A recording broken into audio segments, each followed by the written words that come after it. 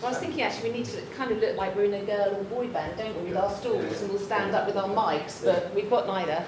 I think we'll say just, we want to keep this like discursive, so if you've got any questions, please chip in. Don't wait to the end, because we're on a timer, and as you run over up to now, we're on even less of a timer. So, yeah, chip in. We're keen to know what's happening in your markets as well. I've worked in various countries all around the world, so I used to run international accounts before I was doing the job that I do now, and Tony obviously has stacks of experience, so we'd like to hope this is not a UK-centric kind of thing that we're going to take you through, so please do not be shy. Can everyone hear us all right? Because the first thing I heard is that we can't actually hear anything at the back. Thank you, because of the aircon. Excellent. Should we... welcome on. I'm going to stand over here so we don't look like we're in a music group. Okay, we've got an agenda. Yeah. We don't need to take you through that. We're about to walk you through it. This is us. Thank you, Paul. So again, starting with some basics in terms of how we're really interested, and again, you can share with Kat at a later date, but what's driving new business in your markets? Over the years, we think there's 4 main categories. So a new client, we all witness that. Someone comes in, they've got a change agenda. That's what they've been brought in to do. Like a new manager in football, they come in and sweep everything away, and they play different tactics and different formations. Someone's got a new requirement, so something they've never done before. They've never done CRM before, they've never done advertising before. There's lots of start-up businesses out there who've never done advertising before. Then you've got some are under such regulation, either self-imposed, so BMW pitch every 3 years, governments pitch every 3 to 5 years, depending on. So some people in your markets may be more statutory driven. And then the classic one is, I don't like the taste of this coffee, can someone get me something different? So I'm just fed up with the agency, something's not working. And because we're in an oversupplied market, as Paul mentioned, it's very easy to change. Too easy, perhaps. That's for another day, about how you not let someone disappear. In the UK at the moment, sorry. Go back. It's these two more than those two. 5-10 years ago, it was mostly that. But this is driving a lot of change at the moment. Because of technology and digital things, new things are coming all the time. So clients are exploring new combinations. How does this work with this? Will it work with that? Will it not work? So they're looking to you to help them understand how this will help them improve their marketing and grow their business. It's a very different mindset from that one. So again, I think one of the things you can do collectively is try and understand the context of all your markets as to which one of these 4. And if you've got more, please add them. But as a start point, let's have a look at those 4. And the whole point of today is being braver than you all think you are.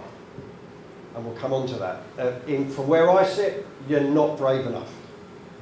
Agencies are not brave, although they say they want to be brave. They are very, very insecure. I don't know how that translates in Italian and various other languages, but they are very nervous about someone saying no. So they try and please everyone all of the time, and that's the wrong situation to find yourself in when you're pitching. So we'll explore that a bit more. You're a new group coming together, and that sets alarm bells in my head from an intermediary point of view, representing the client voice, if you like, in the room.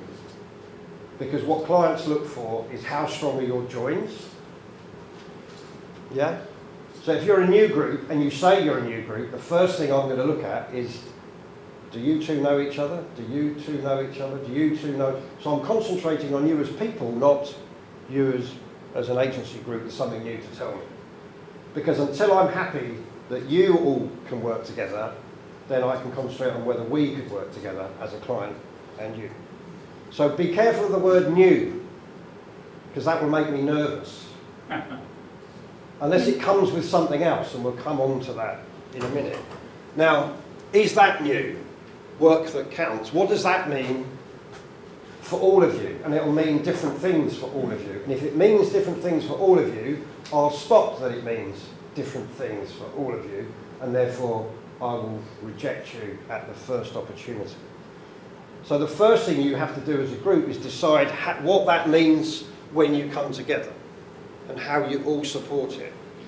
It doesn't mean to say you have to do that when you're back in your individual countries and individual agencies, but when you come together, you have to very quickly understand how you're going to play this game to win this business. And if you all agree, then it's behind that. So this work and counts. Counts immediately says to me results. The same results as everyone, different results, new results. You found a result that no one else has thought of. Something to measure that no one else has thought of measuring. So you can expand every word on there so you all collectively understand and can find something new to say about work that counts. Because it's not the most original. I've seen it several times in the past. But if you can make it original to you, then it has more power.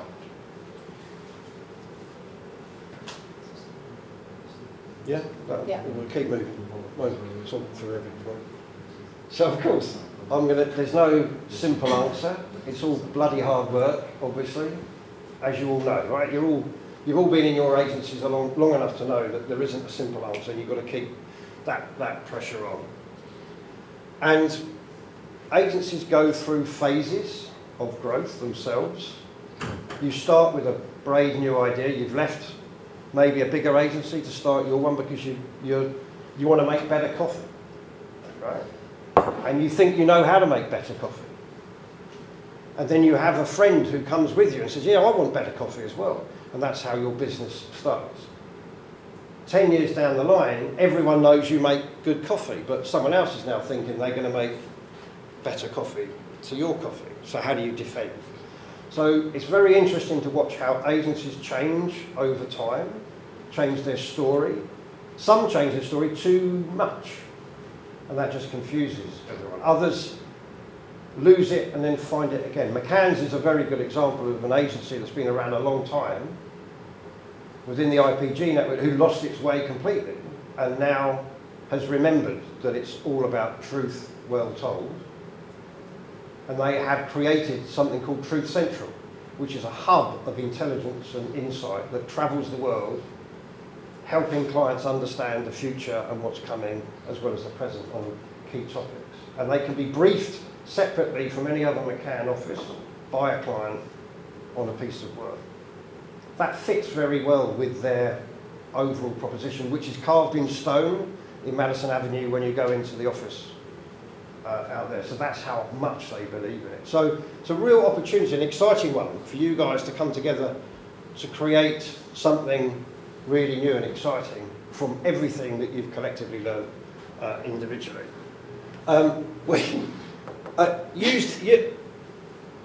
Because I'm here today, I'm not sure agencies use intermediaries enough for insight.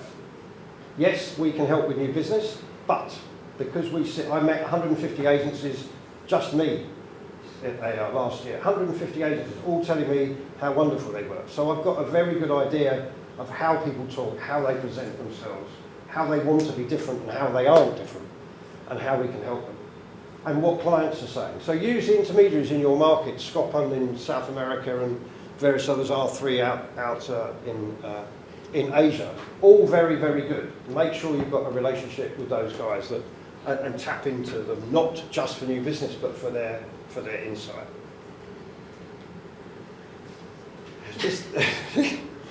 So this is to my point about you are more similar than different, and what tends to happen is you huddle together like penguins in Antarctica to keep warm. So you say the same words. I can almost tell what's on the next slide, and then the next slide, and the next slide. And that's not good, right? If I can predict it, then the client is going to predict as well. So you start from a safe place, which is, I think we should say this, because everyone else says this. And that's, again, a habit that we have to try and break gently for you. Be careful about awards. If they phone you up after you've won one, they like awards. If they don't phone you up after you've won an award, they don't. So don't tell them about awards if it's not relevant. And also be very careful about where you appear in the awards, because this agency was very proud it was 43rd out of 150, because last year it had been 75th. But there are 42 agencies better than that one. So I asked them for the addresses and names of the agencies that had won that award and were in the top 5. So if I want to build a list from awards, then that's one route. But you've got to be very careful about where you sit in that. So it's great for recruitment and internal, but be careful when you let it slip outside if you're not number 1, 2 or 3, because I'm always going to ask you who was number 1 and who was number 2 and who was number 3. Words, again, each of you in each of your countries will have recognised some of the words that you all use. So at the moment over here, we use the word collaboration. It's terrible, right? Every single agency says that. The other expression everyone uses is, I only want to work with brave and ambitious clients. And that's the agency. So the budget is held by the client. They want to work with an agency who's got a good idea about how to solve a problem. They don't really want to be brave. And ambitious is kind of, well, I haven't got time to worry about that. I just want a job done. So we're overcooking and over-expressing how we're going to help, and actually not telling them anything new, which is the most important thing. So in all your countries, it'd be lovely to hear what those collective words are for you to then make sure you don't use them when you come together, and spy on all the other networks and all your competitors to say what are the words that so maps of the world appear everywhere, but is that relevant every time? Collaboration is interesting because it's a word that popped up 2016 or whatever it was. It used to be integration, now they swapped it for collaboration, you know. So I say to them, right, you've been doing collaboration for a number of years now. What have you discovered? And they look at me blank, as if to say that's a silly question. I go, well, surely you've now discovered there are 5 ways to do collaboration. There's this way, there's this way. Well, it's not really collaboration, we call it cooperation. Oh, that's different from yes, it's different. So if you're going to talk about collaboration, one simple thing you can do is come up with 5 ways of collaborating. That will beat every other agency out there at the moment, right? Because no one has got beyond the word. They just say the word and move on. So the other thing about standing out from the crowd is think about the everyday words and see if you can turn it round to your advantage, rather than just ignore it or minimise it. So even a simple word like collaboration could give you a competitive advantage. So Paul's working tirelessly about how you collaborate as the hub. Now there might be something that emerges there. There'll be an element that needs to be basic. You need to be able to do the basics right. But to be competitive, you need to be able to go and find something beyond basic. And this is back to the brave point. I don't know what it is in other countries, but we say we compare apples and pears. You said, yeah? Thank you. That's good. Because not every country has a pear or an apple, but I mean, I'm guessing. And sometimes the client doesn't know it yet, but it says I want an apple, but it really wants a pear, but it doesn't know it yet. And if you don't know you're a pear and try to be an apple, you're going to confuse them and you. So quite often, agencies try and be something that they're not, and then that becomes their weakness. Because they go, what are you... So it's better to be known for something than being able to do something, if you know what I mean. It's not the same. So be very confident and say, that's not the right brief for me, because then that lodges in the client's mind, oh, right. 3 years later, you get a phone call saying, I think you'll be right for this brief, which you said back. So if you have enough of those stories, then that will slowly work. And here's a pair. And here's an agency who, at the moment, are going through an identity crisis. This is M&C Saatchi. So the only name that anyone's heard of in this country is Saatchi's. They don't know there's 2 of them. There's Saatchi & Saatchi and Publicis Group and M&C Saatchi.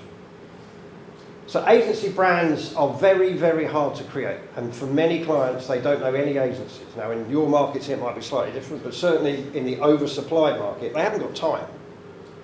So the only agency they've ever heard of is Saatchi's. Now, certainly in their heyday, they had this positioning about brutal, which is a really interesting word, simplicity of thought. So everything was about reductive. It was about getting things right down to a very simple equation. That plus that equals that. So when you used to get their credentials sent to you, it had 3 words on a page, lots of white space. 5 words on the next page, lots of white space. The way they lived their mantra was brutal. So they cut everything down to the minimum. And therefore, everything was in black and white. There was very little colour in how they presented. So that was the colour palette that they used. When you go into their reception, the floor is white marble. I don't know if it's Italian, but it might be. You can't drink red wine down in reception floor at M&C Saatchi in case it stains the marble. There's a blackboard all the way down one wall. The receptionists are all dressed in black. It's absolutely amazing. Now, at the moment, they've got a whole new management. The founders have long gone, and the subsequent players have all gone. They, at the moment, are wondering what their positioning should be. And for me, it should stay the same, because no one else says that, and no one else can say that. They'd be absolutely daft to get rid of it, but they have to reinvent it for today. What does that mean today in a complex, multi-communication, multi-touchpoint world? In the old days of advertising, it was a bit clearer, but now they've got multiple capabilities. Okay, so we're going to talk about the pitch, and some of this you might, or well, you probably already know of it, but I think it's really good. Even us, we remind ourselves on a daily basis of what great looks like. So hopefully you might find some of this useful. Now, as we all know, there's 101 ways to start the pitch process. My favourite, not. 500 lines of an Excel document, generally 3 times, then a Word document that starts off with what is your VAT number, and then gets worse as you're asked every single IT question going about where your servers are housed to whether or not you use specific language on the bottom of an invoice. So really, really painful. The thing that I suppose that I always thought was really interesting, I was thinking, well, surely the clients are going to be on our side because they've asked us to pitch, so they want us to get through. That's actually, they're not. They've gone out to 30 people and they want to reduce it to a manageable workload. So the point when you fill out these documents is basically do not make it easy for them to kick you out, because that's what they're looking for. So even, I always say, when the answer is no, make it yes. Do you have such and such a policy? And you know that we don't, and we don't have ISO, whatever number it is. In fact, we don't even know what that ISO means. But actually what we can say is, rather than going, no, we do not have it, we go, yes, we have our policy that blah. So there's always ways around it, but I always just say, in a tender, PPQ, RFI, ITT, whatever we want to call it, the answer is always yes. So I think that's really important, because otherwise you're not going to get through. The other thing, for those of you, I love will.i.am, for those of you that watch The X Factor or The Voice, don't like either of those programmes, but I think we all know who will.i.am is.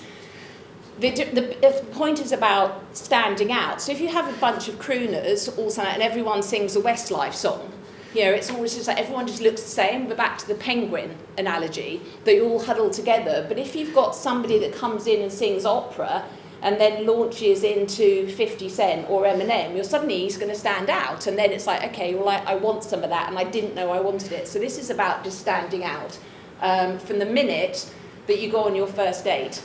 I do think it's quite funny, actually, because whenever we send, in my role, when we send sort of agencies out on first dates, I do actually say it is like dating. You know, you're turning up on your first date. When did you last go on a date? Because we're so comfortable in what we do that you tend to put your slippers on, because you know who you are and you know what you're communicating. It's like, just actually make yourself slightly uncomfortable, put your high heels on and put your lippy on or whatever it is, and actually just be different to you, because everybody else that you're competing with is going to be bringing out their A game. So we've done the Death by Excel group, Death by Excel chart, and then obviously we're into the RFIs and creds. I was a client as well as a suit, and I remember when I used to ask for creds, and people would say, we're sending you our generic creds, which actually made me feel anything less than special, because I'd like to think that somebody had put some kind of modicum of effort other than just my name on the front cover. And as I said, in the old days when they all used to be printed off, they were a bit like a flip book.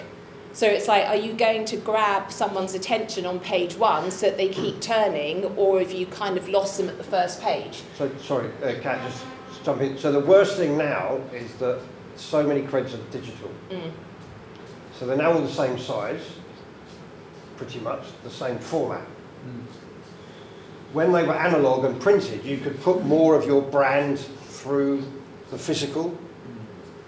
And what is quite disappointing is how bad people are. Basically, a lot of the creds that you see on the screen are just analogue. They're not using the medium. So some people out there are trying different things, different techniques.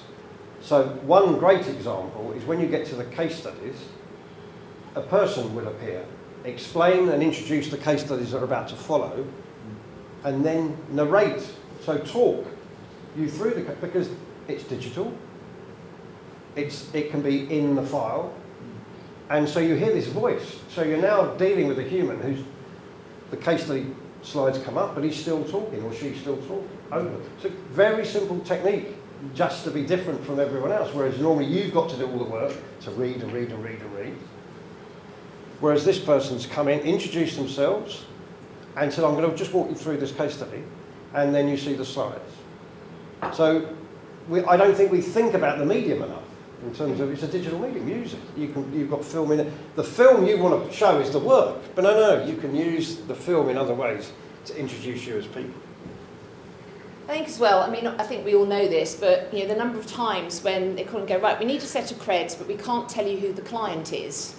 And a lot of people just go, okay, thank you very much, and they'll just kind of, produce whatever they think is right. But it won't surprise you to know we don't do that here. So, there are, you can just call up and actually ask Tony or anybody kind of to get a gauge. You go, I'm thinking, I've got a case study that is in FMCG and it talks to kids, or otherwise I've got one that talks to sort of 50 pluses and I'm not sure which way do you think I should go. And obviously they can get guidance because they know who the client is. So I think it's all about giving yourself a fighting chance of actually being able to win, even though it is confidential. There is obviously, it's about being, a bit of a detective and finding out how we go. I was conscious of time, by the way, so we should click through. So this is, again, back to the group thing, okay? Have you got something new to say, or are you going to be very familiar? So you're going to be a traditional landscape painter, or are you going to be Picasso, and really challenge someone's understanding of how to paint and how to represent a message on canvas. So somewhere in there's probably a chicken or something that someone needs to explain how to find it. On this one, it's very easy to follow and understand. So that if you've got something new to say, ideally, how you say it should be very different from something familiar, because you're going to have to slow down and explain how you got to something new and why. Now, I didn't know this until an art director told me that Picasso started painting like that. I thought he assumed he just went straight to that, but he didn't, because that was part of his learning curve and understanding of how to express himself on canvas. And he started with very traditional paints, and then one day he said, I wonder, and he just started exploring, right? And it's the same for you guys. You'll start your agency because you said, I think there's a different way to do this. But you have to explain it. You'll get some early adopters, but as you move through the gears and more of the market comes towards you, they're looking for you to really help them understand why that is better than that. Yeah. But that's a very different message, because we can move much more quickly through this story, and then we're looking for something else in that story. Yeah? Matteo. So one of the mistakes that agencies make, and it's even worse today, is you just list everything you can do. You list all your capabilities. Now, as a group, you'll have pages. And the worst thing about that is I've run a pitch because there's something I don't know. If I knew the answer, I'd be solving it already, wouldn't I? So the reason I have a pitch is because I want an answer to something that I might not even know what the question is, but I want someone to tell me the answer. The only thing I can do with that is do exactly what I'm doing now. Because I can only do what I know, and you're here to tell me something I don't know. Yeah, it's communicating what they need as opposed to giving them a shopping list of what you do. So this is the other great opportunity out there at the moment. I've mentioned collaboration. This is another one. This needs re-sorting and re-engineering and re-architecturing, if that's a word. It needs to be much more benefit and client-worldy than your worldy at the moment. And at the moment, this is desperate. This is desperation, saying, please give me a brief, I don't care which one it is, but any of those will be great. Right? And that's not really... So the opportunity here is to say what combinations, because imagine a chef, right? They're given the same set of ingredients. It's not the ingredients that counts. Yeah? It's how they cook with those ingredients that counts, right? So, for the English, these are 3 products on the shelves in England, but imagine 3 chefs, right? 3 very different chefs. Yeah, so he's in America, Napa Valley, he's your man, and he's got a very distinctive style. Quite French, he learned a lot of French cooking. He worked at the Gavroche, a big French, under Michel Roux, a classic French. He went to Bermuda on a boat to refine. Then he went to Italy and got some Italian bits in him. So he's got all these bits, just like you have, from all the agencies you've worked at and have run. And then Alex is from Brazil, I think. He's part Palestinian, part Irish, but loves Spanish and Italian food, and he's fusing that with Brazil, right? So that's like amazing. And they've all got awards, Michelin star, for them. But they all cook differently with the same ingredients. So I'm more interested in what you can cook than your ingredients. Now, except for one occasion, if you found a special ingredient that no one else has got, tell me you found a special ingredient. Right? So that was always exciting, but that was kind of 1500s when the Portuguese went to America and brought back tomatoes and potatoes. It's very hard to find a new ingredient. Right? Even truffles, right? We find truffles, but we all know how to cook with them. So think of it like that, because there's no point, if you've got something different to say, then don't say it the same way as everyone else. I've mentioned that, so if you've got something new, make sure you put that in slow motion. So that was 1968 in the Olympics, when a new type of high jump was invented, right, by this guy. Move on. The third area for a quick win is case studies. Right? Boy, are they boring to read. In the first 3 months in my job, I was so excited because I thought I'm going to see all this great work that all the agencies are going to show me. And then I was bored, and I'm going, why am I bored? I don't understand why I'm bored. So I went on the train home, and I do all my thinking on the train. Best thinking in the train. And I realised that everyone told their case studies in exactly the same way. Exactly the same way. Which is, they talk about a challenge or a problem, they talk about the solution they came up with, and the results. And they always put a picture on the right-hand side. And they squash the entire case study onto one page. And I go, why have they done that? Because they've given me all this shit over 6, 7, 12 slides, and then they put the best bit on one page, and it's full, because they've had to reduce it, it doesn't say anything. It's full of generic words that doesn't say anything. So I get angry and I get annoyed, so I tell them that, and that's one of my missions in life, to get better case studies. So please, change the way you do case studies, and then I'll be happy. Do you have a good example? Yes, ours, obviously. I think the other thing on results, given we're all about work that counts, is that the amount of case studies, and we're guilty of it in here as well, that just sort of talk to this is like, it's too early to give a definitive answer, but initial sales figures look great. I mean, it's just like says absolutely nothing. So I'm there going, you know, why would I bother investing in you? You actually need to get specific in the statistics. We grew this by X% and delivered X amount of savings, rather than this kind of generic guff. The case study's got nothing to do with Peroni. I'm not interested in Peroni. I'm interested in how this showcases work that counts. So you don't go too deep into the case study, because that's great for the brands you worked on, but not for new business. Yeah. Because I'm just trying to understand how work that counts comes alive. Counts. And you don't need the whole case study, you just need the bit that's important for this meeting. So you can change case studies each and every time. The problem you have is they're already written and you just lift them up and drop them straight into the back of the crest. They just need a little bit more nuance. Yeah. So, simple method. 4 case studies maximum. If you start there, then 3 to 4. That should be enough. Otherwise, that means you can't tell your story well. So, for a jigsaw, we all know jigsaws. You open the box, you pull all the pieces out, turn them over. What do? You find the 4 corners. Because that starts to tell the story that's on the front cover. Okay? So let's think of case studies as corners in jigsaws. Find 4 corners, tell the story. You don't have to tell the whole story, but it starts to tell the story. And as my brain will go, that's that corner, that corner, that corner, I've got a picture of the whole now in my head. So think of 4. The other one is if you've got a really, really strong case study for that category, then tell that story, but then make sure the next one is less and makes the point. So we call that the funnel. So just to change the dynamic. But the most important thing is not to have them the same.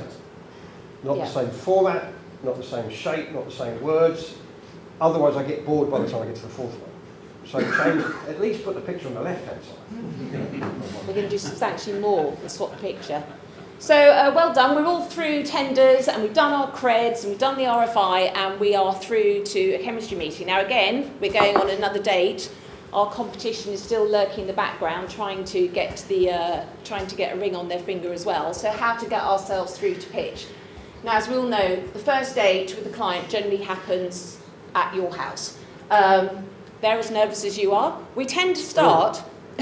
Whenever we get clients come here, I tend to do a tour. As James mentioned last night, I know the entire fabric of this building, why the colours are on the building, why the colours on the walls, why you're sitting on those chairs and what that art means. So we tend to do a tour, which always lands well, because then at least we can sort of settle rather than resort to really bad tactics and ask how the weather is. In terms of everything else, there tend to be sort of 4 things that we tend to run through. Team. Everyone goes, I'd like to meet the team that's going to work on your business. And we all go, oh, that's us. And they go, well, that's bollocks. So obviously we need to convince everyone that it is, or otherwise, have the right people. Environment, as we know this, I mean, just make sure they're comfortable. If you're going to have somebody come to your house, then obviously you don't ignore them and you don't sit them in a freezer. Just so make this it. room freaks me out because you've got too much glass. But the good thing is, I get very nervous about environment. As soon as we walked in, we both looked at each other and said the aircon's too loud.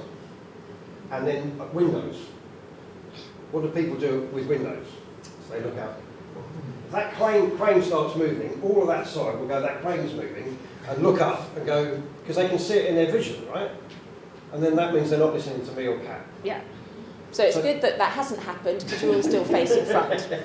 I'm just conscious about time. So, and obviously have their brand. I speak from experience. We were pitching Lucasade.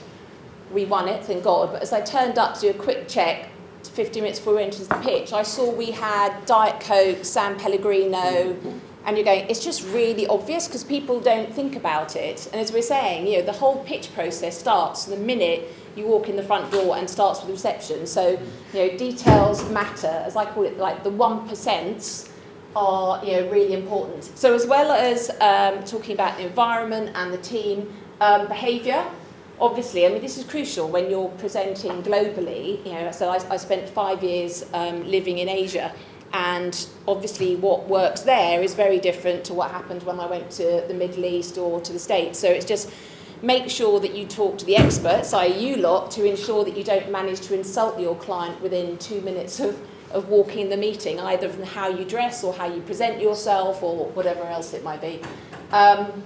Content, this is something that in London particularly, it'd be interesting to understand if it happens in your countries too.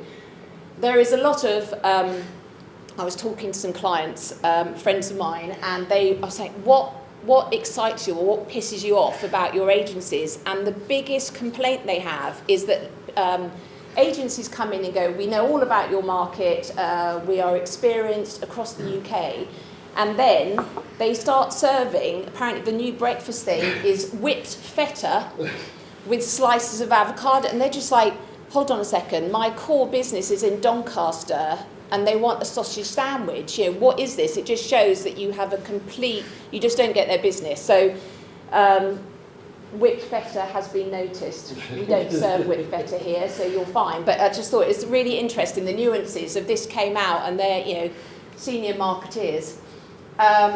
This is, house demonstrate experience. So it's, it's less about, it's how you can help them rather than the experience of This is asking what questions. you sell them. Yeah. Ask questions. Because the client goes, that's a good question. I hadn't thought of that question. And that begins that journey about, they're going to tell me something I don't know. And I've got the confidence to ask it. So think, the best agencies are the ones who structure their presentation with questions built in. Now, it doesn't matter if the client doesn't answer it, because sometimes clients have to sit there with no emotion because they're going to go and see another agency, But they're very pleased you asked the question. It's still noted, and sometimes there's the very slightest look to a colleague. That's all it needs to go, you've landed a good question. Yeah. So body language becomes one. But often they'll answer it, but questions are really, really good.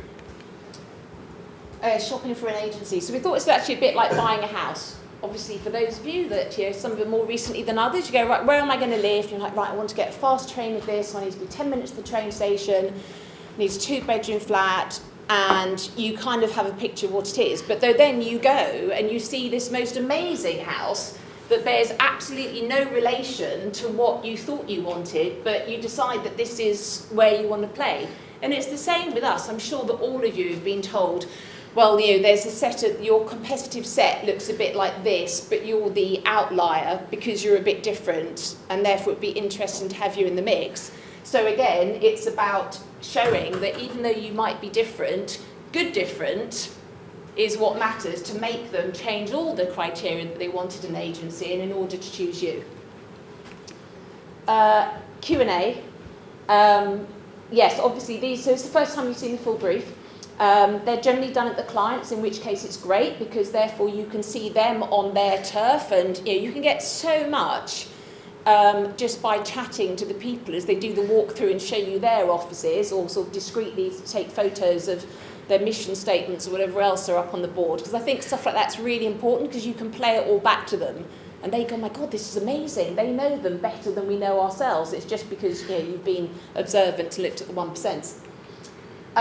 Through to pitch, guys. Well done. This is the easiest pitch we've ever done. Now, this is everything that you've done before, plus, as we were saying. So you've got to keep, your team, the environment, behaviour, the content the same. But what you need to do is reinforce everything you've done before, but kind of add something special that they haven't necessarily seen before. Because otherwise, it's about, again, differentiating it every So turn. simple one on behaviour is if you know the reason for the pitch is client service, not creative, not strategy, but client service, to have someone who's heading up the client service team in the pitch, sat in the corner, who does the last 5 minutes, isn't going to win you the pitch. If you have someone who's heading client service who leads the meeting and bosses the creative, the strategy and the CEO of the agency around, the client's going to go, that's the person for me to run my business because he's going to be my go-to person. So that happened with Vodafone. We all knew the reason for the pitch, and still 2 agencies in the pitch had the CEO lead the pitch, who we all knew wasn't going to work on the business, and the 2 that it came down to were the 2 who led it with someone from client service, because they'd understood the brief. And you think, well, that's simple, and yet under pressure, when it's stressful and late at night on top of your own BAU, you forget things like that and you make a mistake, which makes it very easy. Equally in a pitch, clients often say, what's your recommendation? Oh. Ta-da!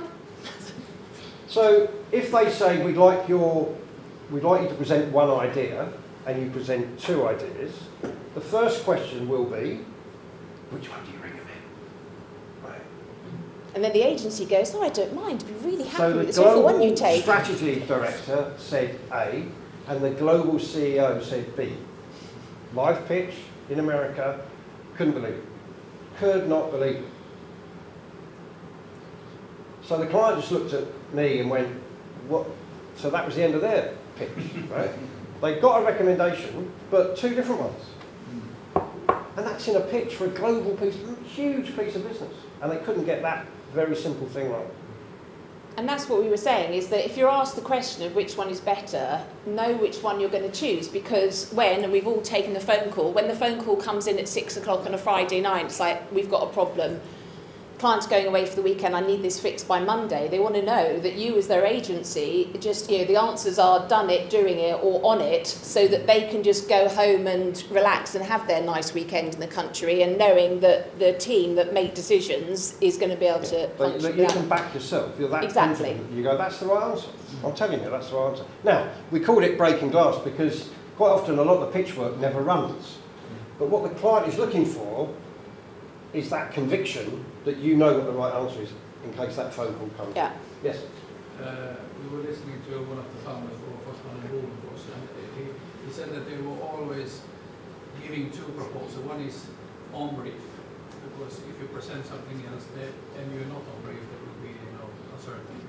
So always on brief, and then they said, okay, but if we have another million, this is what could happen. Yeah. Yep. And they usually get this. And then you present them in the order that you go, right, here's the one unbrief. they're really going to reject, and then here's the one that they're 100% going to buy, but we'll throw something that's a bit of a left curve to make an easier sell on too. Yeah, no, we've done that. I've done So- that. Sometimes, at least I have experienced. Yeah. Yeah. Sometimes I would say we tend to not be on brief, so we have like two different and both. So it's easier to be on brief. And Yeah. then if you have something else. No, that's fine. Yeah. But I'm going to ask you which one do you want to do? Uh, And if you come back and say it's going to cost you $1 million more, I'm probably going to say, well, that's not an alternative. So you can do it every which way. One of the things that, again, we encourage is if you've got an idea like that, then ring me up and say, I've got an idea like that. So there was a brilliant one where one of the agencies, we were working with Euro Disney, and they were coming to London on the train.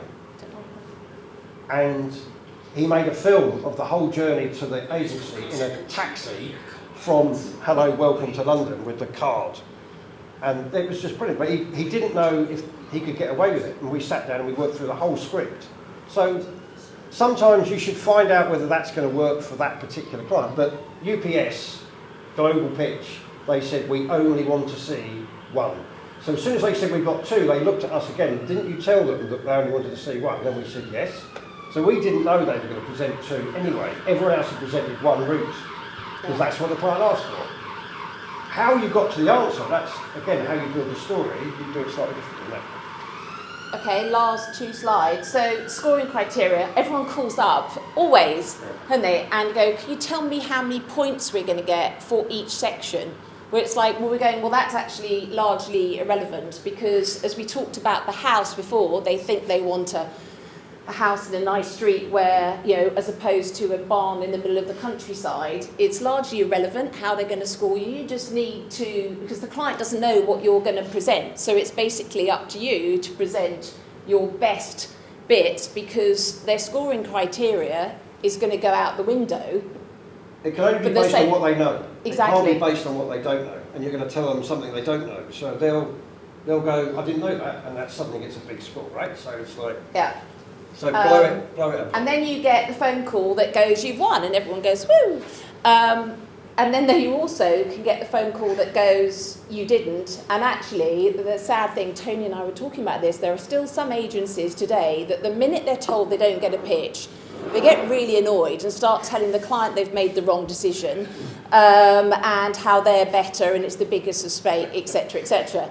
Obviously, we don't do that here. But the reason I said it's not over till it's over is I had bitter experience of this. We won a pitch, much excitement all around the agency. 3 days later, we lost it because it transpired that the head of production had costed this entire campaign, but actually, despite telling us all that they'd costed it, they'd just gone. And when we went, okay, we've won it, and we said, right, you've got, I don't know, 300 grand to do it, and they actually worked out the cost, it came in as double. And so the agency that didn't win won the pitch. So we're just going, it's not over till it's over. This is over, we're bang on time. But there's the top 10 things that's a kind of a summary, and if anybody wants the deck, we can share it afterwards. There we go.